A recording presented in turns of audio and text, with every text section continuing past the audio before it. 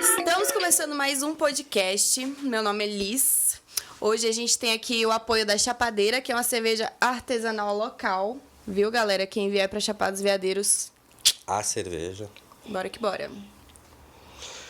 Meu nome é Marcelo, estamos aqui entrevistando o Conradão aí, um desastre nosso aí, Bora, idiotas. Marcelo, bora, Liz. Então, Conradão, vamos começar, né, falando aí a respeito aí do teu trabalho como músico, da tua história. Se quiser emendar também de como tu conhecer Alto Paraíso, como é que foi a tua vinda para cá também. Massa, Marcelo. Cara, eu tenho um trabalho, né, com a música já desde moleque. Porque meu pai é compositor, músico, minha mãe sempre incentivadora, dentro de casa foi sempre uma efervescência cultural de meus tios, minhas tias, eu chamo de tios e tias porque eram muito amigos muito próximos do meu pai e da minha mãe. E a galera vivia lá em casa fazendo música, arte, pintura em geral, e era na periferia de São Paulo, não era uma coisa, sabe? Era na periferia de São Paulo. Eu cresci no Parque Novo Mundo. Ali, próximo da Vila Maria Alta, Jardim Brasil, sempre foi naquelas quebradas por ali. E meus pais sempre incentivaram essa coisa. Mas nunca, sabe, colocaram, ó, pô, tu tem que ser músico, seu avô era músico, seu pai é músico. Tem aquela pressão, né? Nunca botaram pressão. E aí fui crescendo nessa história e tive banda de reggae, de rap. Minha primeira banda foi de rap. Tinha 11 anos de idade. Molecadinha da escola, vai ter que fazer uma apresentação no teatro da escola e tal. E aí a molecadinha, pai e tal. Eu falei, mano, eu tenho uma letrinha de rap aqui. O outro brother, pô, eu também canto rap, vamos juntar. Aí juntamos e tal. E aí foi a primeira banda que eu tive, foi de rap, Favela de Oz. Minha mãe tem as letrinhas lá em casa até hoje, meu. Tinha 11 anos de idade. Que irado, velho. Foi. Eu lembro que a primeira vez que eu apresentei mesmo num palco, eu tinha 13 anos e foi com o Miyagi. O Miyagi devia ter 11, porque eu sou 2 anos mais velho que ele. A gente tava num barzinho e aí sobrou, pô, os meninos tocam, as crianças, os pivetes, né? Eram os pivetes. Os pivetes tocam aí e tal. E a gente foi tremendo no palquinho e cantamos. E aí de lá pra cá, cara, tive banda de reggae, formamos um grupo, várias coisas. Até em 2015 eu lançar meu primeiro álbum, Enlaçador de Mundos. Nunca tentou ser outra coisa? Eu cheguei a estudar artes visuais na Carlos de Campos, que era uma escola de arte pública, né? E eu cheguei a estudar, eu fazia grafite, eu estava sempre nesse meio, né, da arte de rua. Teu, irado. E cheguei a trampar com cinema também. Só que pra mim são coisas muito próximas, assim. Tipo, tudo isso que eu tô falando... Arte, né? Pra mim é meio... Era a mesma coisa. A música e tudo isso, porque no cinema eu tava usando sempre trilha sonora, tava sempre trampava com edição colada na música. Então, pra mim foi sempre muito próximo. É claro que uma carreira de artista, né, tem um foco maior, né? Então, uma hora eu precisei focar mesmo e falar, pô, não, peraí, eu quero botar minhas músicas, quero botar minha cara, meu nome. Porque antes eu tinha banda, né? Mística Natural, Viajarte, tinha banda. Chegou um momento que eu falei, não, pô, eu tenho minha parada e eu quero mostrar. E foi muito louco, porque foi uma época, quando eu fiz meu primeiro álbum, que a gente estava com o Viajarte, que para quem não conhece é um espetáculo que misturava circo, teatro, poesia, enfim, artes plásticas, geral. Era um show. Performance. E aí, eu com a ideia do meu álbum, o Viajarte estava passando por algumas circunstâncias que algumas pessoas não podiam fazer show, ou estavam tendo filho, ou estavam em algum momento particular. E era uma galera. Né? Difícil de organizar. E aí eu lancei um crowdfunding para fazer meu primeiro álbum. E, cara, eu lancei, por exemplo, lancei hoje o crowdfunding. No dia seguinte, me ligou uma pessoa de uma empresa, olha, eu sou da empresa tal, eu quero patrocinar seu projeto. Eu vi seu projeto aqui na internet. Cara, que conspiração. Foda. Mano, e nunca tinha lançado nada com meu nome, nada, zero. Falei, nossa, massa, perfeito. Aí eu já falei, cara, fluiu, sabe? Rolou. É pra ser, né? É pra ser. E assim, eu vim com o Enlaçador de Mundos. O primeiro clipe foi Vem Plantar Tudo de Novo, que também, na primeira semana, na época não usava muito Instagram, era mais YouTube mesmo. Na primeira semana bateu 70 mil plays no YouTube. Caramba. Que pra mim, mano, totalmente desconhecido. Eu moro aqui na Chapada, fora do mainstream. Fazendo uma música que nem é música de massa, entende? Sem colocar dinheiro nenhum real. Eu não tinha nenhum real pra colocar em assessoria, ou seja o que for. Nem publicação paga na época. Era meu primeiro clipe, sabe? E deu super bom, assim. Então, foi aí que abriu as portas pra eu me lançar como artista mesmo, levando o meu nome e levando as minhas músicas, né? E como que você conheceu a Chapada? Como você veio parar Caramba, isso é uma história muito aquelas velhas doida, histórias galera. que a gente gosta de ouvir aí. Muito doida. É o seguinte, em 2008, eu acredito, eu tava viajando de carona pelo Nordeste. Saí de São Paulo, comecei a viajar, Sudeste, não sei o que, subi, Nordeste. Durou um tempão, cara. Passei, sei lá, Bahia e fui subindo, até chegar no Ceará e fiquei um tempo lá. E aí eu falei, pô, subir pelo litoral, falei, vou descer pelo sertão. Tudo pegando carona, às vezes pegava um ônibus e tal, e com violãozinho tocando, fazendo arte de rua. Enfim, fui descendo pelo sertão. Quando eu cheguei na divisa de Petrolina e Juazeiro, Pernambuco e Bahia, a minha intenção era ir pra Chapada Diamantina. Eu tava indo, pra mim, desde que eu saí do Ceará, eu tô indo pra Chapada Diamantina, entendeu? Era a minha intenção. Beleza, vamos pra Chapada Diamantina.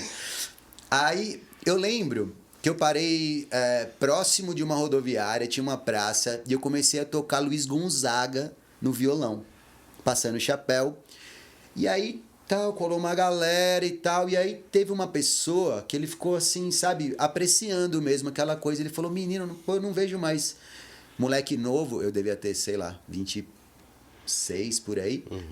Não vejo moleque novo tocando essas coisas por aqui. Que legal e tal. Você tá viajando e tal, você tá indo pra onde? Eu falei, cara, na verdade tô procurando carona pra ir pra Chapada Diamantina. Né? O cara falou, não, pô, eu vou passar lá perto, eu te deixo lá. Era um caminhoneiro, se apresentou e tal, gente boa. Falei, vamos nessa. Perfeito. Falei, caramba, consegui uma carona até lá, Mas sabia que tava perto. Eu tava de caminhão de Petrolina até Ceabra, deu 9 horas de caminhão. Então deu tempo pra bater um papo com o cara assim, ó. E aí ele começou a falar, eu sou do Goiás. E não sei o que, e começou a falar da cultura do Goiás. Eu falei, cara, lá que tem a Chapada dos Veadeiros, Chapada dos Veadeiros não era famosa, cara, era, né? A gente tá falando de 2008, não era famosa. Completamente desconhecida. Claro que uma galera que viajava e tal sempre falava, mas eu não conhecia tanta gente que tinha ido pra Chapada dos Veadeiros. Meus amigos, nenhum deles tinha ido. Porque era mais coisa mística também. Era uma coisa mística, né? Era um rolê mais místico. Não tinha nada de essa explosão das redes sociais, né? Pra divulgar as coisas, enfim. E aí, papo vai, papo vem, papo vai, papo vem. Na hora de descer em Ceabra, eu tava, chegamos aqui, Ceabra, essa é aqui, não, vamos almoçar. Enquanto ele almoçava, eu ficava pensando, falei, mano, eu vou pedir pra ir com esse cara. Falei, mano, eu vou pro Goiás, não vou trocar, não. Aí cheguei pra ele, depois do almoço, falei, cara, deixa eu ir com você até o Goiás, você não me larga lá em qualquer cidade, eu quero ir pra Chapada dos Veadeiros. Aí foi assim. Mas aí você tinha ouvido falar da Chapada? Já tinha ouvido falar, né, da Chapada dos Veadeiros. E aí vim com ele. Ele me deixou em Formosa. E aí em Formosa lá eu toquei o violão, passei o chapéu, peguei um ônibus e vim parar em Alto Paraíso. Foi assim que eu vim pra Chapada dos Veadeiros. 2008. 2008, eu não vim pra morar, eu não fiquei morando. Mas eu fiquei um tempo aqui, foi quando eu conheci a Chapada dos Veadeiros, conheci São Jorge, um monte de gente me abrigou. Eu não Como tinha... é que era a Chapada nessa época, assim? Cara, primeiro que eu tava vindo do Nordeste, do sertão, do sol, do agreste, do bruto. Eu cheguei aqui e foi, cara, tava tão gostoso o clima, super ameno, assim, tava uma delícia. E, sei lá, cheguei ali, a avenida principal, não tinha ninguém, tava super deserto, não tinha quase ninguém, sei lá, de noite. Outra época também. Sim. Não tinha loja, nada. Eu achei, assim. Não tinha loja, nada, é metade do que... Pizza 2000. E eu, cara, achei uma delícia, assim, maravilhoso, né? E aí eu ia dormir ali no CAT, eu lembro até hoje. E aí eu peguei o violão, de novo o violão. Peguei o violão, fiquei ali tocando no banquinho e tal, tranquilo. O violão era meu parceiro de viagem. A varinha mágica. A violinha ali e tal, curtindo sozinhão, cara. Tinha ninguém. Aí chegou uma pessoa, ele falou, pô... Aí ficou ouvindo assim. Pô, legal e tal, você tem onde dormir? Eu falei, ah, cara, eu vou encostar aqui essa noite, depois eu... Ele falou, não, vamos lá pra casa, eu tenho um quarto lá. Mas, mano, eu fiquei um mês na casa do cara. Foi assim que eu vim parar na Chapada dos Veadeiros. Pela primeira vez. É muito doido que, assim, a Chapada tem esses negócios que às vezes abre as portas, assim, e te engole, né? Tem pessoas que vêm com tudo planejado pra ficar, tudo dá errado e a pessoa vai embora. Mas tem gente que vem sem pretensão nenhuma e do nada arranja casa, emprego. Tem a parada que fala que ou segura ou chuta, né? Tipo, tem gente que chega e quer sair e não consegue. Tem outros que não... Sobre isso, assim, a Chapada pra mim foi uma possibilidade de eu viver da minha arte. Por mais... Eu vim morar mesmo em 2010, em junho de 2010, que eu vim morar mesmo. E apesar de ter bem menos turismo naquela época, já existia a Casa de Cultura do Cavaleiro de Jorge, já existiam alguns movimentos como Encontro de Cultura, e tinha alguns lugares que abraçaram a minha arte, que realmente eu pude ficar. E um dos motivos, e não só, né, os lugares, mas as pessoas que abraçaram minha arte e, pô, não, cara. E sempre estavam apoiando. E na época tu tinha algum trabalho já consolidado ou não? Tu só chegou mais... Não tinha nenhum assim, trabalho tipo... consolidado. Já tinha trocado para várias bandas, mas eu tocava em barzinho, tocava na rua. Pode crer. Não, eu cheguei com uma mochila, um violão e uns artesanatos. Desse jeito. Né? Eu já tinha saído da periferia de São Paulo já fazia um tempo. Já tinha morado em outros lugares, tinha morado em Floripa. A gente morou em Floripa 1 ano. O Miyagi, inclusive, que mora aqui até hoje, e outras pessoas. E chegou um momento em Floripa que a gente falou, pô, vamos pra onde? Falei, cara, vamos mudar pra Chapada dos Veadeiros, vamos pra lá. Em 2010, assim que a gente veio mesmo pra morar. E você acabou indo pra Chapada Diamantina, afinal? Foi muitos anos depois disso aí. Muitos anos depois eu fui pra Chapada Diamantina e acabei voltando várias vezes pra lá. Mas não pegou seu coração que nem aqui? Foi um lugar que eu pensei em morar também. Foi um lugar que, assim, eu me apaixonei, sou super apaixonado por lá até hoje. Mas na época lá, era mais difícil ainda de morar, de viver da arte do que aqui. Pelo menos no Vale do Capão, onde eu fiquei. Aqui, não sei, acabou que me ofereceu condições. Na época, a Chapada não era tão cara também. Então, quando eu cheguei aqui, vindo de Florianópolis, o aluguel era muito mais barato. E eu vivia muito simples, mas muito simples mesmo. Então, foi uma possibilidade que eu encontrei. De morar aqui e fazer minha arte. Não saiu desde então pra morar em outros lugares? Não saí. Eu vim... Na época, assim, a gente morava um tempo em cada lugar, né? Ficava, sei lá, Floripa foi o último lugar que eu fiquei 1 ano. Então, quando eu vim pra cá, eu não imaginava que ia ser o lugar que eu ia morar, sei lá, que eu ia ter minha casa, que eu ia ter... E acabou sendo. Passou, sei lá, 1 ano, 2, 3... Fazem 12 agora, né? Vai fazer 12 em junho. O que tu mais curtiu aqui? O que te cativou de... Tipo, puta, aqui esse é o meu lugar. Cara, eu acho que são alguns fatores, mas com certeza as pessoas. Por quê? Porque beleza natural eu encontrei em outros lugares. Você encontra em outros lugares beleza natural. Eu acho que é um movimento cultural, um movimento de ideias, de pessoas. Eu acho que a pluralidade também, sabe? Que me fascinou. E que me inspirou, porque minha arte precisa de inspiração. Se eu ficar num lugar só e talvez, sabe, não inspire tanto. Né? Mas aqui, por mais de ser um lugar pequeno, chegam informações. Isso. Parece que a gente viaja parado, né? Parece que viaja parado. Então, isso, sabe, me manteve inspirado. Falei, não, peraí, não preciso nem sair daqui, olha só. Tem essa mesma sensação, chega, cara. As inspirações vão chegando. Inspirações... E o legal é que eu já estava num movimento de pesquisa de cultura popular, de raízes, de sabedoria dos antigos. E parece que aqui eu conseguia um pouco dos dois que eu curtia. Tipo, a contemporaneidade dos jovens trazendo tudo que é novidade, tudo que é frescor. Seja do massificado, ou seja do cult, sabe? Da contracultura. Sim. Eu conseguia encontrar aqui. E também conseguia encontrar as raízes, sabe? Também tem, assim, uma vasta gama de conhecimento e de pessoas que você pode chegar ali e, cara, que é super raro. Numa grande cidade também, como é né? São Paulo, onde eu cresci, né? Muito mais raro. E talvez essas pessoas nem sejam tão valorizadas, sabe? Sim. Então, são outros valores, né? Então, eu acho também. que pensando assim, com certeza as cachoeiras me atraíram muito. Mas comparando com outros lugares que também são lindos, por que eu não parei nos outros lugares? Se for pensar é por causa disso, por causa das pessoas. sabe? Por causa dessa demais, miscelânea, cara. por causa dessa cultura, dessa... É uma bolha multicultural, né? Tá sempre acontecendo coisa, né? Aqui é uma coisa muito doida, tá chegando gente. Claro que, assim, como em todo lugar que eu fui da América, talvez da América Latina, não vou nem só falar de Brasil, existe também uma disparidade, uma diferença social. Eu vim da periferia, né? A gente sabe que um lado da sociedade é sempre posto à margem e talvez não chegue tanta coisa, né? E é louco que a gente pode ver numa cidade pequena também, como a nossa, também isso também, né? Que nem todo mundo bebe do turismo da mesma maneira que outros que chegaram, né? Sim. Nem São todo formas de mundo... explorar diferentes. Mas exatamente. tudo se converge aqui no mesmo lugar e tá todo mundo interagindo também, né? Exatamente. Mas eu encontrei um lugar, assim, de múltiplas possibilidades, assim.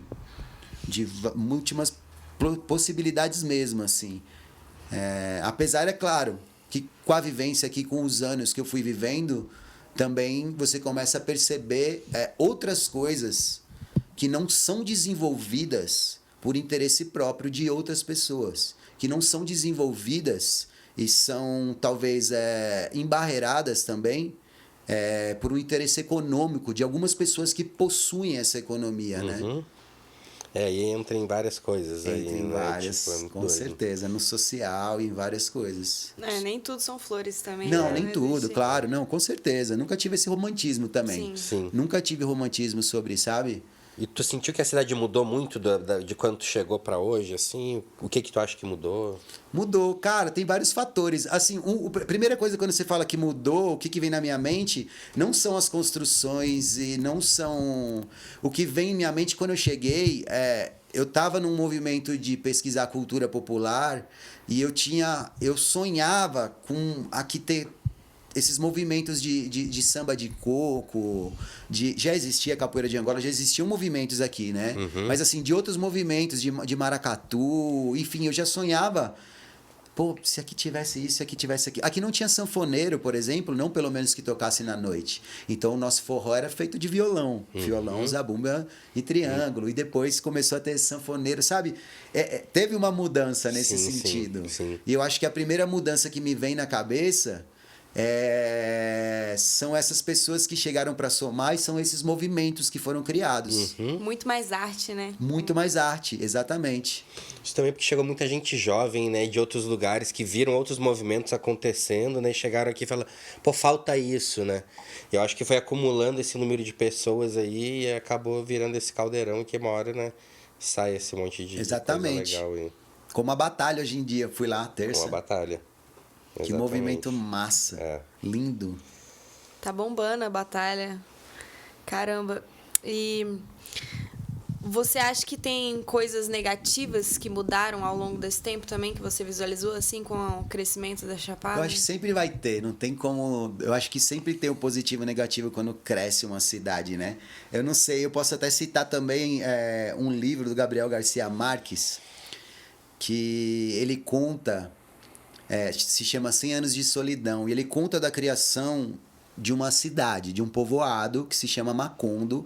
E ele conta numa realidade super realista, né? Ele quase é possível, mas é quase meio mágico, assim.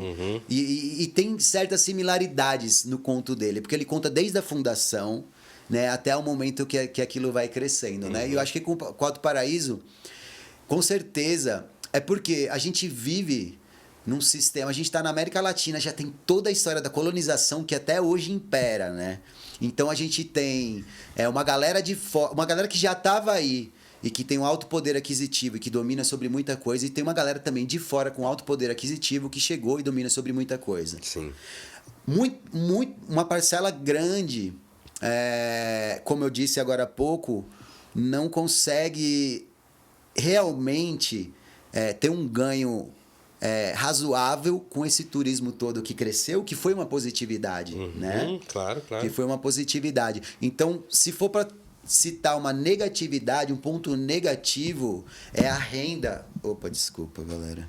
É a renda, essa renda grande na mão de algumas pessoas, né? É a renda mal distribuída, se for para tocar no primeiro ponto que eu vejo. Foi uma inflação bombástica. Assim, Exatamente, né, onde quem tem tem acesso, quem não tem cada vez fica mais à margem, como acontece em vários lugares do Brasil, da América Latina, né? Hoje a gente estava até conversando sobre isso, tentando identificar, né, qual momento, né, cara? Eu não tô nem culpando ele, mas eu identifico mais ou menos o momento que o Prembaba veio para cá, que parece que bem nessa época veio muita gente e a partir daquele momento parece que inflacionou e dali nunca mais voltou, sabe? Parece que... Eu acredito que começou mesmo com as redes sociais, né? Que a Chapada começou a ter essa visibilidade, do nada começou a crescer. Eu acho que vários fatores, a questão de vir várias blogueiras aí, começa a ter Com várias certeza, visibilidades. sim. Eu acho que a mesma magia que te cativou e que cativou várias pessoas aqui, acaba cativando também quem vem de Sim, fora sim. e quem tem um poder aquisitivo para investir, Sim. né? Só que é isso, acaba ficando insustentável para quem depende de um salário mínimo e tem que pagar aluguel, o mercado fica muito mais caro. Exatamente. Poucos lucram muito, né? E os muitos acabam ficando com pouco, né? O rico Aquela cada velha- vez mais rico, o pobre cada vez mais pobre, como aquela aquele velho música. sistema, né? Exatamente. E é um retrato, mas a gente não pode também colocar isso como alto paraíso. Porque é um retrato da nossa sociedade no geral, né? Sim, sim. Se você for... É que aqui foi rápido, né, cara? Parece que aqui deu um salto, assim... Viralizou. Viralizou. Viralizou. Essa é a verdade. Com certeza esse movimento todo das redes sociais Influenciou pra caramba, né? exponenciaram, né? Aí, em vez disso tomar, sei lá, 20, 30 anos, em 10, 5, sei lá. Sim. Uhum. Fum. Aconteceu Né? isso em outros lugares, tipo Jalapão também, Lençóis Maranhenses. Tem uns outros lugares que deu uma bombada assim do nada. Eu acho que rede social, né? Antes esses lugares, eles eram mais escondidinhos, assim, né? Você tinha que fazer uma pesquisa, tinha que perguntar para quem já foi. Não era tão... As informações, essa coisa da informação tá fácil. Tinha que ir atrás É muito, ali, né? é muito bom, né? Você ter informação e tal sobre as coisas, né? Mas também trouxe isso, tem esse outro lado, né? De Os que... dois lados. E também foi uma certa publicidade, né? Querendo ou não, as redes, né? Ela fazem uma publicidade local. O turismo é legal porque gera renda. A cidade vive do turismo. A gente vive do turismo, É né? a redistribuição dessa renda. É a né? redistribuição. É aí que tá a chave, né? É Cara, quem fica com essa grana toda. Muito doido. Agora, falando um pouquinho sobre você. Você acha que a Chapada, ela te mudou como pessoa? Tipo, o Conrado que veio em 2008 e o Conrado hoje aqui, você acha que o lugar interferiu em algum tipo de mudança sua? Ah, interfere. Acho que tudo interfere, né? Eu acredito assim, não no cerne da coisa, mas em alguma instância, sim, né? Em alguma instância, o que eu aprendi, o que eu vi aqui, né? Eu acho que até o clima dos lugares, em algum lugar da gente, é mudado também, né? Mas eu acho que, mais uma vez, principalmente pelas pessoas também. Pela convivência, por aquilo que eu fui aprendendo, né? E desaprendendo também. O Conrado que chegou aqui não é mais o mesmo. Talvez tenha uma parte dele que sim e outra parte que já tenha sido transformada. E que bom que transformou. Passou na peneira, né? Eu acho maravilhoso se transformar, poder pensar uma coisa hoje e outra amanhã, assim, no sentido de reflexões, de ter ideias, de se ressignificar também. E você não pensa em sair daqui para tentar, às vezes, construir e crescer na sua carreira musical? Pois é, isso era uma coisa que alguns anos atrás eu participava de festivais e meus amigos de vários lugares do Brasil estavam todo mundo indo para São Paulo. E eu saí de São Paulo, eu fiz o caminho inverso, né? E todo mundo indo para lá para, sabe, para construir uma carreira, porque lá rolava mais e tal. Falei, cara, não, eu não tenho essa vontade. Eu não tive na época, tava bem seguro assim do que eu queria, porque como foi a pergunta anterior, né, se a Chapada me mudou. Se eu voltasse para São Paulo, também alteraria a minha arte. Não digo que pro mal, mas eu digo que, por exemplo, já foram tantos artistas para lá e que foram influenciados pela arte que acontece lá. Sim. Eu não queria ser mais uma dessas pessoas também, influenciadas. Eu queria estar em outro lugar. realmente influenciado por outras coisas para chegar em, sei lá, em outro lugar sonoro, em outro lugar poético, né? E como carreira, eu não tive esse... Com certeza, eu tenho vontade que minha arte chegue aonde ela tiver que chegar. Com certeza. Com certeza. Eu não faço arte só por inspiração. Eu sento para compor e falo, meu irmão, você tem que compor. Esse é o meu trabalho. Eu não espero só a inspiração vir.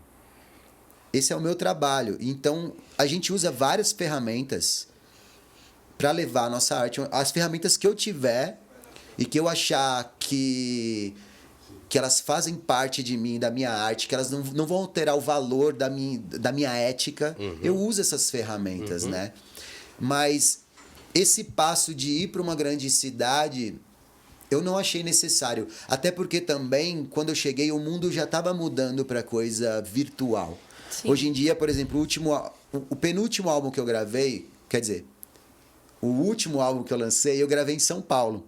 Agora eu tô gravando um álbum, tô terminando, meu terceiro disco, que eu tô gravando todo aqui, e eu mando, sei lá, pra uma pessoa gravar no Ceará a sanfona, pra outra gravar no Rio de Janeiro outra coisa. Ele tá sendo mixado no Rio de Janeiro, tá sendo masterizado em Los Angeles. Isso é muito bom, e eu tô aqui. Então também perdeu essa necessidade, pelo menos pra mim. Sim. Sem contar que também tem a coisa do conforto. A praticidade, a rapidez, né? Tipo, e conforto mesmo, né? Eu também quero conforto, eu também quero ter uma vida boa. Qualidade de vida, né? Eu quero ter uma qualidade de vida, sabe? Eu não, se for pra ter uma vida de escravidão pra minha arte, ela alterar o que eu como, o que eu vivo, sabe? Eu não quero. Porque isso também vai alterar a minha arte. Eu preciso estar comendo bem pra minha poesia ser daquele jeito. Você entende? Tá muito ligada. A minha arte tá muito ligada com aquilo que eu vivo. Processo criativo, né? Exatamente. Interessante. Cara, e nessa parada de show, né? De viajar, eu sei que tu viajou bastante também, né? Depois quero que tu conte um pouquinho das tuas viagens. Mas nessa parada, assim, sempre tem aqueles fatos inusitados, né? Que, tipo, que ficam marcados, que tu fala, aquele show lá, mano, aconteceu uma parada que... Tu tem algum desses, assim, alguma história dessa pra contar, assim, muito doida? Ou alguma coisa inusitada, assim? Cara, tem várias. São muitos fatos inusitados. Cara, teve uma... Bem, o que veio na cabeça, teve uma vez que a gente tava em São Paulo, no bairro onde eu morava, e a gente tinha um show em Campinas. E aí subiu todo mundo no carro e tal, e começou uma chuva enorme. E o meu bairro alagou. Meu bairro alagou, cara, e a gente falou, não, a gente tem que ir, tinha contrato, tipo, não tinha como, vamos dar um jeito, não, bota o carro pra funcionar e vamos ter que dar um jeito. Só que quando a gente tava saindo da minha rua, descemos uma baixada, cara, tava muito alagado, a gente tentou ir e o carro parou. E, cara, a gente tudo bonitinho, cheiroso, já tava, sabe, de bequinha, banho tomado, sabe? Cara, a gente desceu ali, tipo, alagado mesmo, assim, até a cintura, pra empurrar o carro. Não, dali foi uma meleca, cara. Tivemos que pedir roupa emprestada quando chegamos lá, enfim. Mas teve N situações, nossa, teve tantas. Teve uma vez também com Viajarte, a gente tocou no Forró da Lua Cheia. É um evento muito grande que acontece em Altinópolis, interior de São Paulo. É quase divisa com Minas Gerais, se eu não me engano. Enfim, um evento muito grande, muito legal. Tocou Lenine, tocou uma galera essa noite. Só que a gente tinha um horário para pegar um voo para ir para um outro show. E o nosso show foi atrasando. E aí o nosso produtor, não, cara, eles precisam fazer o show. E a gente lá naquela adrenalina, eu falei, meu Deus, mano, como que vai ser, né? E já com outro show marcado, com passagem de avião comprada, eram 12 pessoas. Então, é um valor alto, né? E aí, naquela do Viajarte eu falei, não, cara, então vamos fazer o seguinte, né? Vamos, todo mundo se apronta, se pinta, porque a gente né, tinha maquiagens, figurinos, fantasias, enfim. Todo mundo se apronta, se pinta E a gente vai fazer porque assim, o palco não ficava pronto pra gente. Tem toda a técnica de tirarem as coisas, de prepararem. E o palco não ficava pronto. Eu falei, não, a gente tem que fazer tantas horas de show, vamos começar o show no meio da galera. Então vamos. E aí se preparamos e a gente começou o show literalmente no meio da galera. Era muita gente. Eles fizeram uma roda e a gente começou o show lá no meio da galera. Totalmente improvisado, mas ficou muito Acústico. legal. Ficou muito legal. A gente começou o show lá com poesia, com performance e tal. E a galera preparando ali o palco, e uma pessoa comunicando com a gente até a gente conseguir.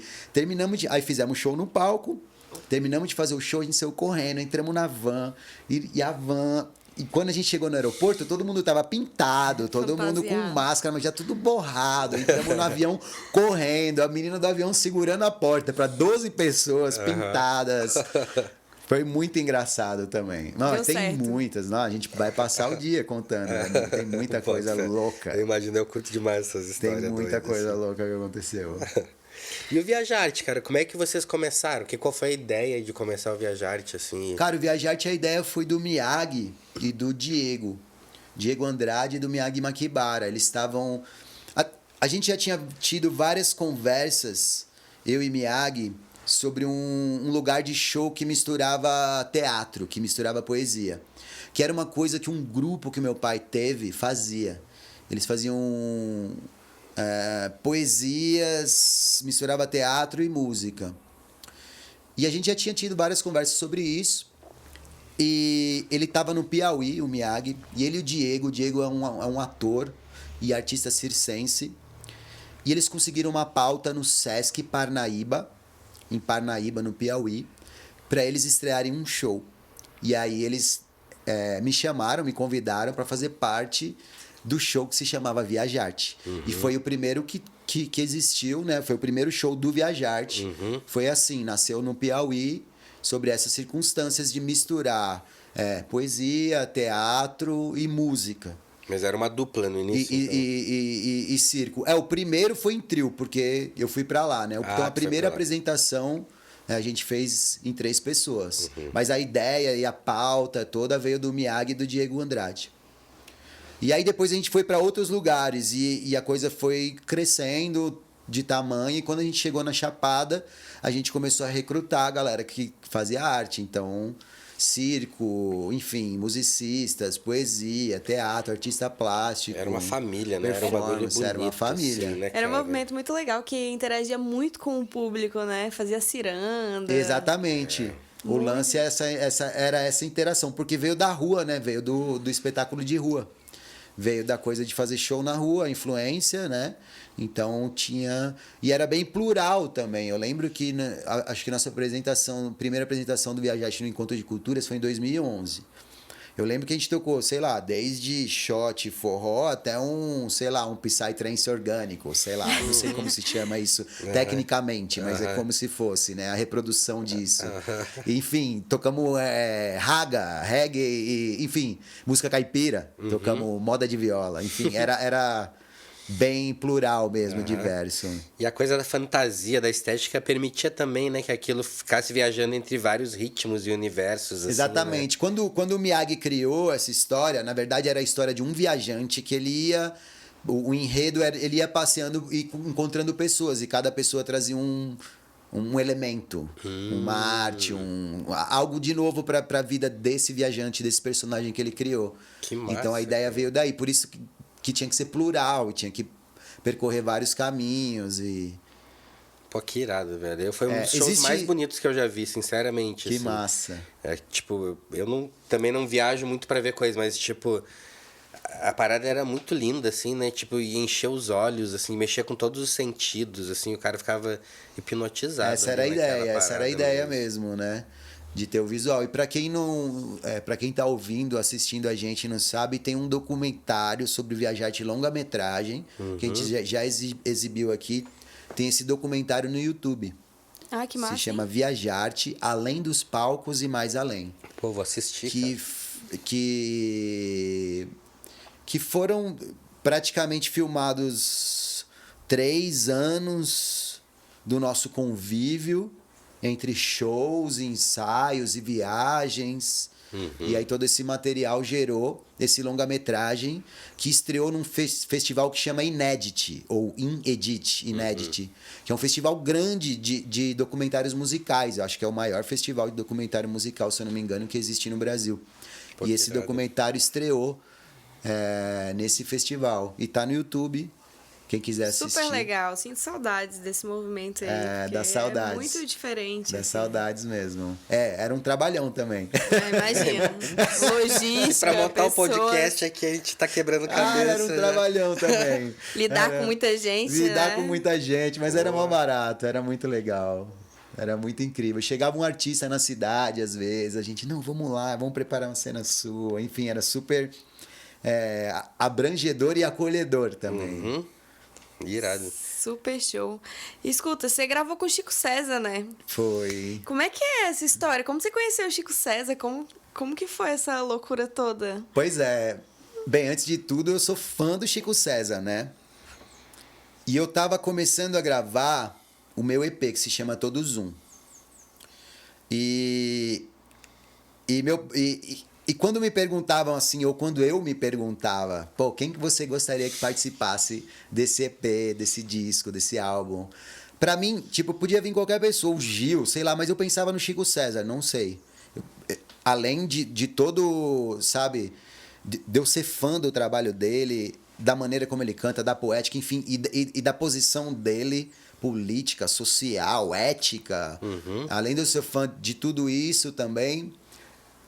Mas, enfim, eu poderia sonhar, sei lá, com o Lenine, com o Gilberto Gil, com Maria Bethânia, porque sonhar é sonhar, né? Sim. Mas eu sonhava com o Chico César, não sei.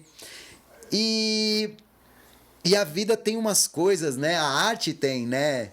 Que um dia me escreveram e falaram assim, cara, Chico César compartilhou sua música lá nas redes dele, vai lá dar uma olhada. Eu falei, não, você tá brincando. Fui lá, tal, pô, o Chico César escreveu. Eu não lembro exatamente como ele escreveu, mas ele colocou uma psicodélica nordestina, ouçam e tal, e compartilhou meu clipe de Vem Plantar Tudo de Novo. Ai, que massa. E aí eu descobri que foi uma amiga minha que mandou pra ele. E, enfim. E aí abriu-se um caminho ali e as pessoas me incentivando. Pô, escreve pra ele, né? Falei, não, o cara nem vai nem ver, né? Mas beleza, vou escrever. E eu escrevi pra ele, falei, pô, Chico, obrigado e tal, valeu, agradecendo, sou fã do seu trabalho, etc e tal. E ele me escreveu de volta, falou, mano, quero te conhecer. Tu mora onde? Eu falei, Chapada dos Veadeiros e tal. Ele, cara, vou fazer um show em Brasília, tal data. Enfim, consegui ir lá. Que emoção, conhecer né? o Chico César por Que convite legal, dele. cara. E foi assim uma sintonia grande que rolou, assim. Logo quando a gente se conheceu, ele me levou pro show dele, depois a gente ficou tocando violão e a gente cantava músicas que a gente gostava e eram músicas, sabe, muito próximas, assim, as influências e tudo. Bateu. E a partir de então eu fiquei com esse sonho de, pô, quero ser parceiro dele em composição, quero Já gravar tinha com o ele, sonho, lógico, já tinha esse sonho, né? E nem surgiu de mim o convite. Uma amiga doido, que né, estava cara? conosco falou, pô, Chico César, o Conrado tá gravando um disco, por que você não grava no disco dele? Ele falou, bora, eu gravo. Aí eu falei, uau! Aí eu Deus, falei, meu, o que eu ganhei a faço vida. agora? Sei nem o que fazer, sei nem como agir. Ganhei a Beleza, vida. Fiquei super feliz. Enfim, a amizade foi se desenvolvendo. Quando eu ia para São Paulo, ele me convidava para ir na casa dele, para ir assistir um show, para ele me apresentar para pessoas. E um dia na casa dele, a gente tendo um papo de brother e tocando violão de noite, eu toquei Corte e Costura para ele, que é essa música em parceria com Aquiles Neto. E ele ouviu essa música e falou, cara, é essa música que eu quero gravar no seu disco. Inclusive, galera, escutem que eu amo muito essa música. Obrigado. Porradão, E aí ele escolheu essa música, Corte e Costura. Eu falei, pronto, então vamos gravar Corte e Costura. Beleza. Aí já ficou decidida aí essa coisa da gravação. E aí surgiu o Encontro de Culturas. Como eles sabiam que eu estava próximo de Chico, eles falaram, cara, existe a possibilidade de você trazer ele como seu convidado e tal. Vamos armar isso. Vamos propiciar esse encontro de vocês. E aí eu convidei Chico César para vir cantar comigo aqui no Encontro de Culturas.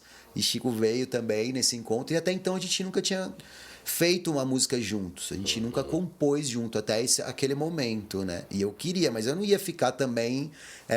eu não queria ser, sei lá... Insistente ali, também não desagradável. queria, sabe? E não foi, nunca foi por querer me aproveitar de alguma maneira de uma luz, de um foco de sucesso.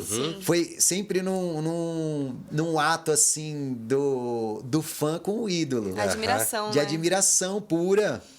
E eu acho que ele sentiu isso, ele viu isso, porque a gente fez um rolê na Chapada e tal, e aí quando ele voltou pra casa dele, ele mandou uma letra e falou, cara, bote melodia, vamos fazer a nossa primeira parceria e tal. E aí a gente fez essa, depois fizemos mais outra e outra. Doideira. Mas enfim, aí acabamos gravando junto, corte e costura, e foi a realização de um sonho também. Esse deve ser um momento daqueles da carreira que o cara pensa, valeu, aqui já, tipo, daqui pra frente tudo é lucro, entendeu? Demais. E eu digo também, galera, quem tá vendo esse podcast, que no meu terceiro disco também tem uma participação incrível, que eu não posso falar agora. Que é incrível, que eu sou muito fã dela e que é mais uma dessas pessoas, assim, que... Sou muito grato, então assim, da arte ter trazido. E vocês vão conferir. Já vai voltar aqui na hora de lançar teu disco aí, a gente já faz uma só dele aí, falando sobre ele. Que massa! Conseguindo crescer no seu trabalho, vivendo num lugar bom, não deixando de lado esse negócio da qualidade de vida que é tão importante também. Exato. Cara, tu quer uma cervejinha? Tu quer trocar aí? Mais um golinho assim. Deixa eu terminar. Troca pra nós, por favor. Já foi. Já faz o jabá aí, ó. Chapadeira, cerveja do Rodrigão, artesanal, cabulosa daqui. Tem que chegar na Chapada e tomar uma chapadeira. E falando desse misticismo louco, né? Porque aqui tem toda essa aura de alienígenas e tal. Você acredita? Você já teve algum tipo de experiência? Com Alienígenas? Seres extraterrestres? É. Cara, já. Eu já tive algumas experiências assim, que não tem nada na ciência, ou sei lá, algo que eu conheça que explique. Posso citar várias ocorrências, mas teve uma vez que a gente estava na Praça do Bambu, era de dia, e apareceu simplesmente no céu, eu não sei dizer o nome, uma nave, algo que era mais ou era um círculo rosa, alguma coisa. Não era rosa, era meio salmão, alguma coisa do tipo. Cara, e ficou uns 15 minutos. Ele foi pra cima, desceu, juntou todo mundo da praça, chamamos gente que tava lá dentro. Mano, eu ouvi alguém contar essa história tinha o Lipe tava, tinha uma galera que tava esse dia. Era grande no céu? Era grande, não tem nada que eu conheça, a não ser... Bem, não tem nada que eu conheça que seja daquela forma. Tinha era uma coisa meio transparente ou era uma não era transparente, tinha era algo meio metálico, todo fechado, como um disco mesmo. Todo fechado. E eu nunca fui assim... Nunca fui atrás disso. Nunca fui muito místico nessa questão. Sei que existem uma possibilidade imensa, infinita. Mano, existe aí um universo gigante que a gente não conhece e vive crescendo, enfim. Se existem condições aqui, por que não vai existir em outro lugar? Mas nem era sobre isso, eu não ia atrás, sei lá, nunca fui, sabe? E tava ali, na minha cara, e tipo, o que é isso? E tipo assim, não era que eu tava me forçando a acreditar que era alguma coisa, eu olhava e falava, meu irmão... E foi surpreendido, cara, né? tipo, eu vou piscar aqui pra ver se desaparece. Mais que isso, e tava ali, sabe? Que doido, outras vezes eu vi luzes, vi outras coisas, assim. Essa vez não teve nem que, sei lá, não foi luz, não foi um negócio de noite, foi de dia. Tinha 15 pessoas, tinha 20 pessoas, sei lá, na praça e não tinha ninguém com o telefone, eu acredito nada? que sim, eu acredito que teve uma galera que filmou. Vamos atrás dessas imagens. Acredito que sim. Vamos atrás de Se imagens. alguém tiver imagem aí dessa o Chá parada tava aí esse dia, e ele gostava de filmar as coisas naquela época. Manda pra nós aí. Se o Chá não filmou esse dia. O Chá vivia com a câmerazinha. Então, ele vivia com a câmerazinha. Eu não lembro exatamente quem filmou. Você acha que esse negócio energético da Chapada também vem dos cristais? Tem alguma relação assim? Eu acho que sim. Eu acho que os minerais devem exercer, né, uma influência. Acho que as águas também, né? Pô, onde tem água pura, pense.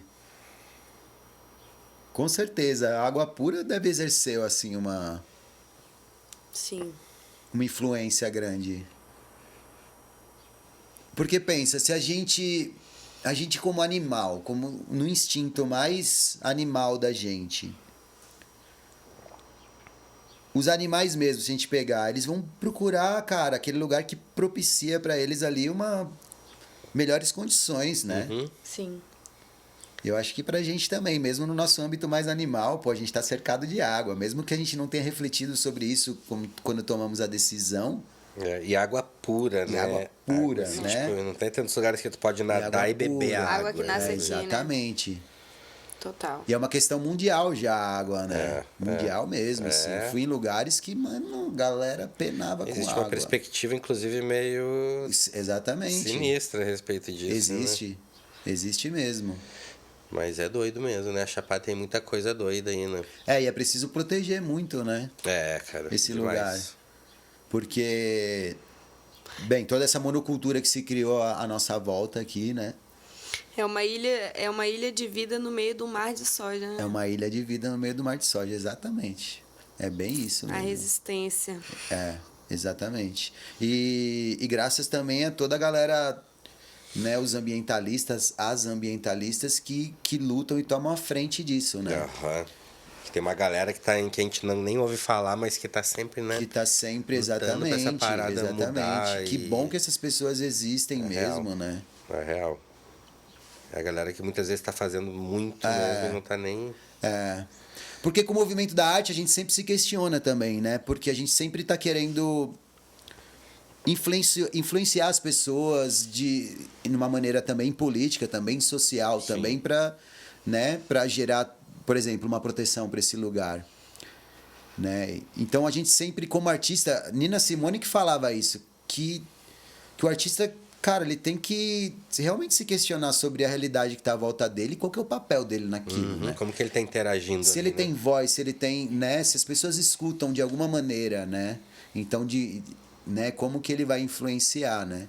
Enfim, e aí a arte tem diversos caminhos, a gente continua sempre se questionando a respeito disso, mas existem essas pessoas, né, ativistas que realmente estão ali tomando a frente, né? E eu sou muito grato a essas pessoas que seguraram a onda toda até hoje. E claro que todos nós temos um papel nisso também, né? Com certeza. Tanto de responsabilidade quanto quanto a gente produz dessas coisas, né? Porque a gente não é livre de estar no meio dessa história, né, cara? Exatamente. Reduzir isso é que a gente tem que buscar, eu acho, os caminhos, né? Exatamente, até tá na então, gente assim. também, né? A gente não pode ser hipócrita de dizer que é culpa dos outros. Exato. Porque É um problema de todos o nós. ser né? humano, ele ainda tem ele ainda não encontrou como lidar com o lixo, né? Nós não encontramos ainda. Sim, sim. Uma maneira de lidar O que a gente realmente produz de lixo é o nosso, o que a absurdo, gente né, produz cara? de lixo. Exatamente. Cara, voltando, mudando tudo. E sua família? Quando você começou a viajar, meteu o pé na estrada, falou assim, vou virar doidão, viajar, pegar uma mochila, botar nas costas, vou mudar pra Chapada. O que sua família achou de tudo isso? Cara, se eu for falar, minha família é muito de boa. Já é todo mundo artista, né? Perguntou, posso ir junto? Minha mãe... Porque assim... Não, tem dois fatores, assim. Uma é que meus pais... É que eu nunca fui muito doidão. Eu sempre fui... Por mais que eu tivesse o pensamento super aberto de querer sair por aí, fazer coisas que existiam até um risco de vida, mas ao mesmo tempo, eu sempre tive uma responsabilidade grande, sabe? Em vários termos. E eles sabiam disso. Meus pais eles me davam livros, sei lá, igual, eles me davam quando eu era moleque pra ler a vida de Billie Holiday, Che Guevara, sei lá, eles me deram livros sobre revolução, sobre várias coisas. Então eu acho que eles me prepararam também ali, eles sabiam, sabe, né? Eles prepararam esse terreno também, e de certa forma eles me influenciaram também a pegar a estrada e querer ver esse mundo todo, né? Então sempre te apoiaram. Eles sempre me apoiaram. Pegar a estrada e tudo, eles sempre me apoiaram. E dessa estrada aí, qual que é O que tu fez aí de legal, assim? Tu desceu de bike do Vietnã? Como é que foi essa história, hein? Cara, foi a penúltima viagem que eu fiz, assim, grande, foi essa da bicicleta. Que eu desci no Vietnã, desci em Hanoi, assim, resumindo bastante.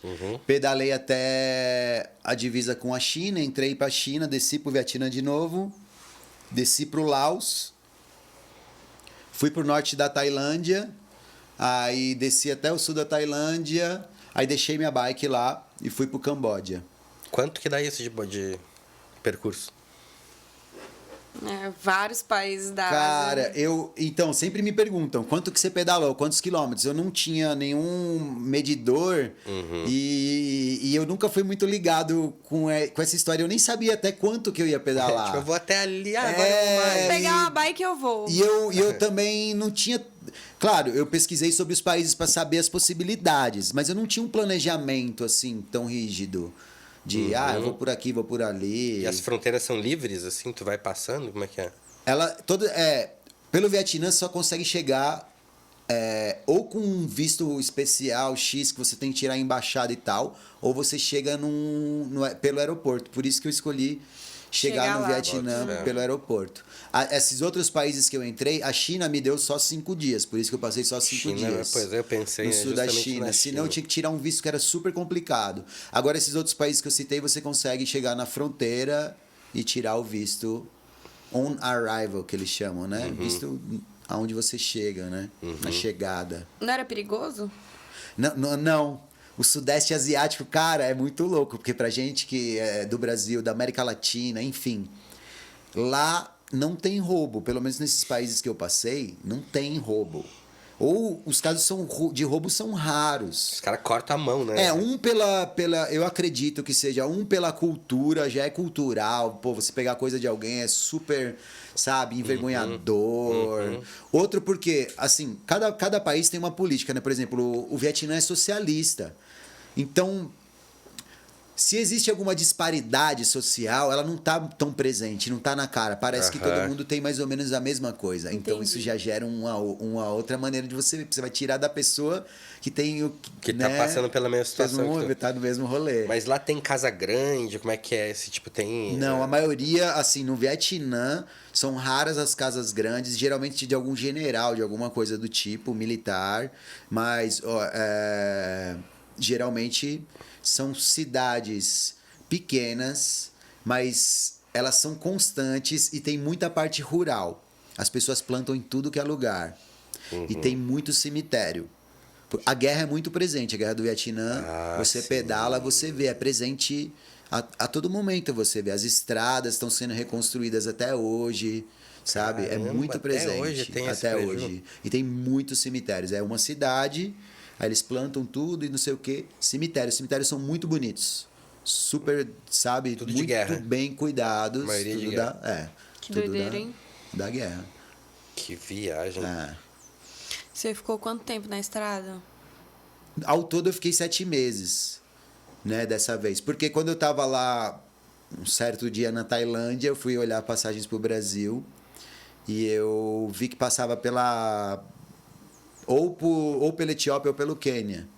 Aí eu falei, não, cara.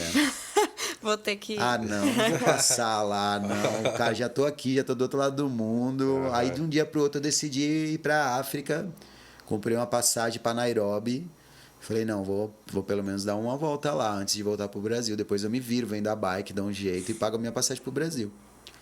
Aí eu decidi... Caramba, a bike, vendo a bike, compra passagem. no final do rolê já tava com a bike. Aí foi assim, aí acabei passando pelo Quênia e pela Etiópia.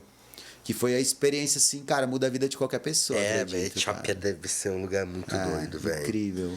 Deve ser uma Acho que eu vi umas fotos, tu estava com umas crianças, foi nesse... Também foi na Etiópia, foi em Addis Ababa. Muito doido, velho. Foi. Muito lindo, muito foda. Dá Incrível. pra sentir a energia só de olhar ali, né? Ali é um lugar que te muda, eu acredito, assim, como ser humano, assim, por várias questões. Várias questões mesmo. Choque, né? É um choque, é um berço, é tanta coisa. É tanta coisa. Às vezes você tá numa sensação de amor e ódio, assim, lá, pela humanidade. São extremos, assim, que você vive. De uma alegria extrema, de uma beleza extrema. Às vezes de uma necessidade extrema. É muito... sabe? Você passa... Tudo muito à flor da pele, assim. Chuva de tapa na cara. E até então era algo meio místico, assim, algo que não era tão palpável para mim saber de qual é que é desses lugares, né? Como é que o ser humano vive, como é que ele se relaciona, quais são as crenças, e aí, o que eles fazem com o lixo e tal, como que são essas relações, né? Qual desses lugares que te surpreendeu mais, assim, positivamente, que fala, caramba, esse lugar dá vontade de ficar e morar aqui? Cara, morar... Se teve isso também, né? Então, Teve. Lugar que queira ficar mais tempo. Teve. Eu acredito que Luang Prabang, no Laos, foi um lugar que... O Laos foi um país, assim, que, cara, me encantou. É um país, assim, onde a maioria é budista, onde... Mas além disso, para além da religiosidade, a cultura deles é muito acolhedora, muito carismática. Tem lugar que, claro, é acolhedor, mas também já é turístico. Existe também, né, um interesse que é normal, né, que tem que explorado de outras formas. Mas sei lá, eu vi uma pureza, talvez eu tenha sido até um pouco romântico, mas eu vi uma pureza, sabe, no povo do Laos. Eu me encantei, assim, pelo lugar. As cidadezinhas, tudo, assim, incrível. Laos. Foi em alguma ruína dessas doidas? Fui em várias. Fui nas ruínas do Camboja, fui em várias ruínas. Fui naquela cidade antiga do Camboja, de Angkor Wat, que é incrível. Tem uma que foi recentemente descoberta. E desmistifica um monte de coisa também. Porque, bem, eu não sou estudioso do budismo, eu não sei explicar, mas, por exemplo, a gente tem uma imagem do budismo, pelo menos eu tinha. Porque aqui, ocidental, a gente tem muita influência do catolicismo. Na nossa cabeça, é até difícil de compreender como que as pessoas lá pensam, como que as pessoas veem religiosidade, né? E, enfim, estando lá, a gente absorve um pouquinho mais, né, e tal. Mas, enfim, tem várias crenças minhas, várias coisas que eu achava caíram por terra, assim. Eu vi que, não, peraí. Não é tão romantizado assim. Não é tão assim, é de outra maneira, enfim... tem coisa é só vivendo, né? Eu tive essa coisa... A minha arte e essas vivências, elas estão totalmente misturadas. Quando eu saí de São Paulo, foi para ver realmente as coisas que eu cantava, né? Eu já cantava coisa de artistas, de compositoras, compositores... Só que eu não tinha vivenciado aquilo ainda. Então eu queria ir lá ver. Sentir na pele. E aí ver também me fez compor coisas, enfim, aí virou uma troca. Acabou se misturando. A minha arte está totalmente ligada com essas vivências. Compôs bastante? Compôs muita coisa. Então, né, misturou. Mas eu fui para os lugares realmente para ver, né, para ter essas vivências, para vivenciar, né, e sentir na pele o que as músicas... Eu ouvia muita coisa da África, ouvia muita coisa do Nordeste, eu fui pro Nordeste, sabe, saber na pele como essas pessoas vivem, o que eles, né, o que eles comem, o que eles falam nessa letra, por que eles tocam desse jeito, por que tem tal instrumento, o que eles sentem, qual que é o clima lá, é quente, né, porque, nossa, eu sinto uma coisa quente quando eu ouço isso aqui. E como artista, tem alguém que te inspirou, assim, muito, tipo, esse um ou mais, assim, tipo... Cara, eu posso... É sempre difícil essa pergunta. Eu sempre tento, assim, cada vez talvez eu até mude, assim, de responder na hora. É difícil porque tanta gente, com certeza, assim, com certeza eu posso mencionar vários nomes, mas eu não vou poder deixar de dizer Bob Marley, Luiz Gonzaga, Gilberto Gil, não posso deixar de dizer Maria Bethânia... Bem, aí Milton Nascimento, Caetano, toda essa galera da MPB também me influenciou muito. Racionais MCs, eu não posso deixar de dizer também. Começou fazendo rap. Que me influenciou como vida também. E Bob Marley também, como lifestyle, como você lidar, maneira como eles viam, né, a vida. Sei lá, eu me reconhecia também de certa maneira, né, da maneira como eles falavam. Para além do ritmo, né, qual que é a ideia, né, que eles estão dando e tal. Então, isso sempre me influenciou muito. Agora, a partir daí tem, nossa, zilhões de coisas. Zilhões mesmo, assim. Depende da fase também que você tá vivendo. Não, eu eu ouço muita coisa mesmo, sim. Então, muita coisa me influenciou. É difícil dizer mesmo. Que massa. Quer trocar esse teu copo aí? Porque a cerveja Não, tá aqui, de boa. acho que ela já deve estar quente. Não, aí, não, cara. pra mim tá suave. É mesmo? Tá boa, tá boa. E você acha que a Chapada é o lugar que você vai morar? Você pensa em sair daqui? Não penso em sair. Eu penso em dar meus rolês, viajar, ficar um tempo fora. Mas eu não penso em sair. Não penso em sair. Ah, agora que... Não sei, encontrei um lugar assim onde eu possa ir e voltar e... Criou sua raiz, né? É, exatamente. É um lugar um lugar de conforto, um lugar Antes quando eu saí de São Paulo, comecei a viajar, chegou um momento que eu voltava para São Paulo, eu já não me sentia em casa mais. Apesar que eu adoro São Paulo, eu não sou daqueles paulistas que esconde, não sou de São Paulo, não. Sim. Mano, eu sou de São Paulo, sou da periferia e me influenciou muito. Eu sou muito grato a tudo que eu vivi naquela cidade grande, ali nas periferias que tem muita gente do Nordeste, pelo menos no rolê onde eu morava, enfim. Fui muito influenciado pelo rap, por tudo que rolava lá, pelo pagode. Década de 90, eu era adolescente, era pagode e rap. Pagodinho? Demais. Então é pagode e rap na demais. periferia, né? Uhum. Então fui muito influenciado por isso e tá na minha música até hoje. Sim. Acho que cada vez mais, inclusive. Cada vez mais que eu tô indo pra frente, tá Volta um aparecendo pouco. mais na minha música essas influências. Aham. Constante mutação, né? É. Isso que é legal, eu acho que ser um mix de tudo, né? Não se limitar também a só um estilo, né? Poder ser Pois é, isso uma mistura. mercadologicamente pode ser um problema. Já pessoas de mercado já me deram conselhos do tipo, não, pô, faz um álbum só de forró, cara, porque aí você deixa seus... Só que eu não consigo deixar de ser... Até hoje eu não consegui, talvez eu ainda consiga. Vou fazer um álbum só disso agora. Uhum.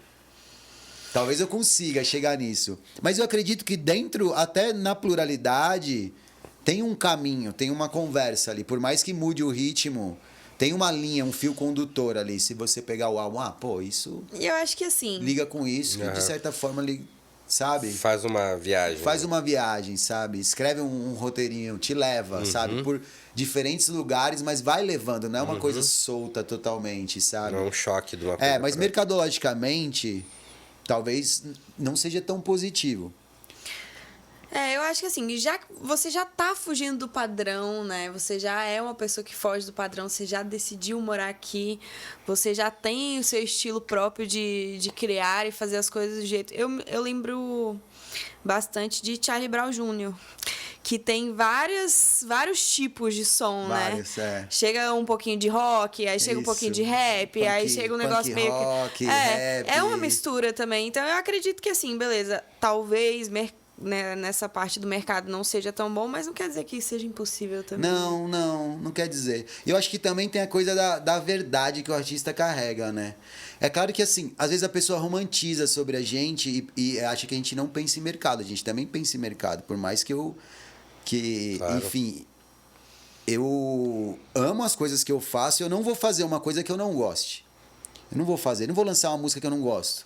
Pô, isso eu não gosto, eu não vou conseguir. Mas a gente pensa em formas de chegar em mais pessoas. Claro, Talvez eu não tenha acertado essa fórmula ainda, porque eu não consegui chegar ainda nesse lugar. Mas, de certa forma, a gente pensa também. É um processo também, não é de uma hora para outra que a coisa acontece. Exatamente, né? é um processo. É um processo. Então, é mais ou menos isso. É aquele... Dentro ali daquilo que você se reconhece como artista...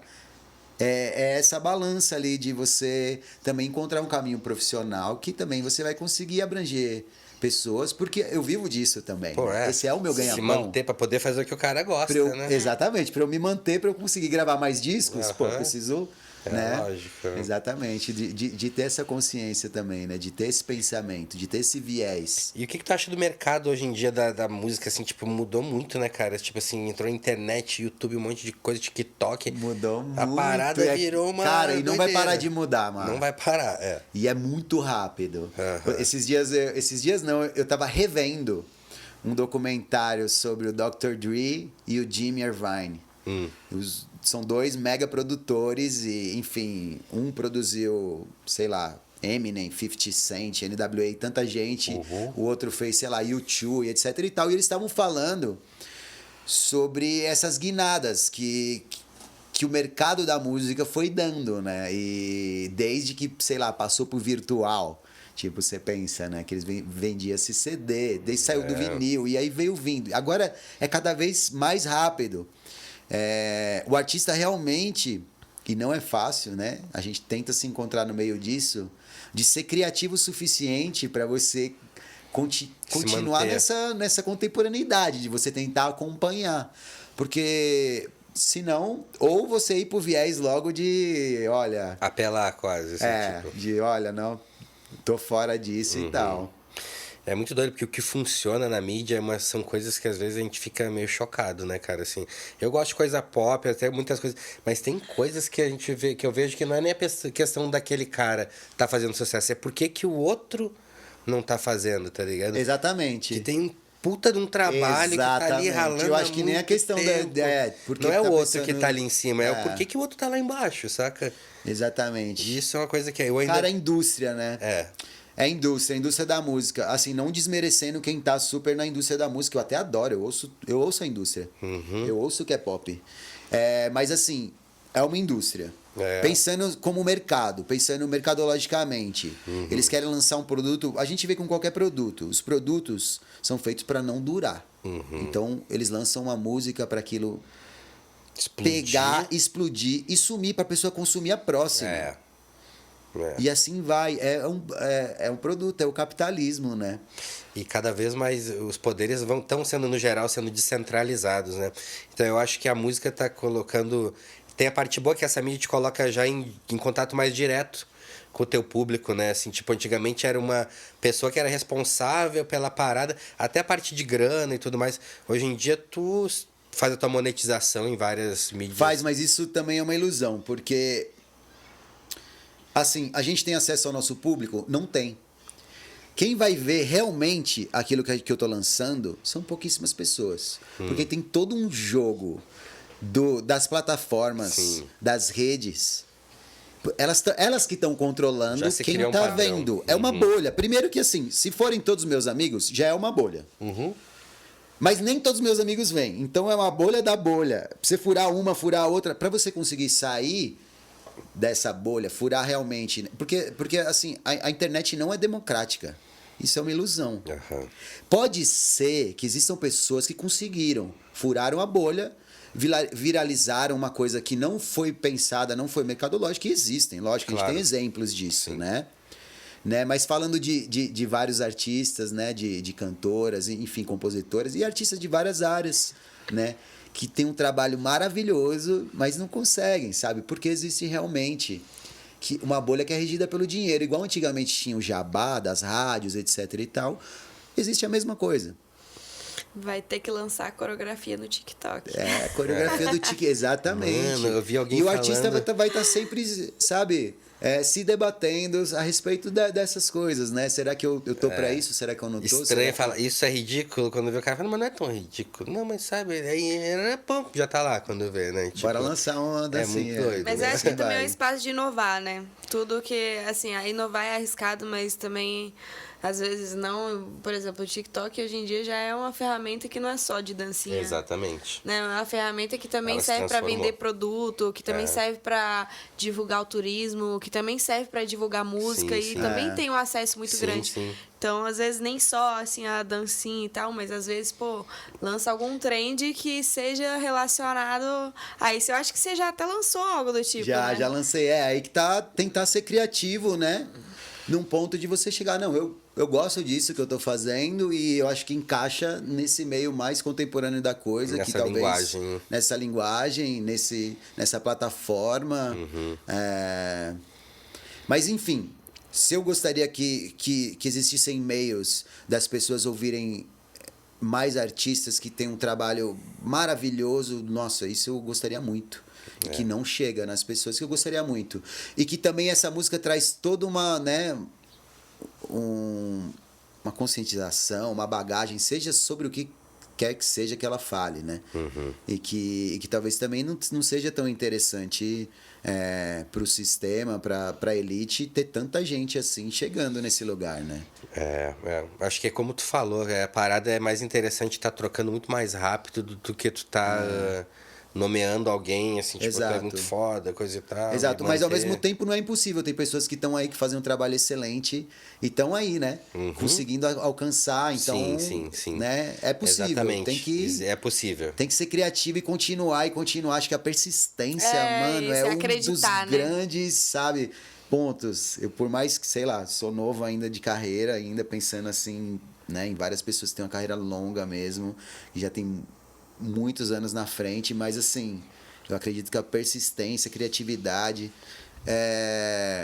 em certo ponto também, pra gente conseguir sobreviver nesse mercado, também tem que ter esse viés profissional, porque senão fica insustentável. Sim. Se eu fizer, não, vou fazer só o que eu quero, mas se eu não conseguir pagar meu rango, como é que eu vou fazer minha música? E se eu não conseguir gravar um disco, como é que eu vou, sabe? Você entende? Tem que ser maleável. Tem que ter essa mandinga, tem que ter essa, sabe? Não, beleza. Se atualizar. Você quer isso, sistema? Então, beleza, eu vou por aqui, dou esse tal e... Eu vou fazer do meu jeitinho. Vou me atualizando aqui, vou tentar fazer da minha maneira, assim vai.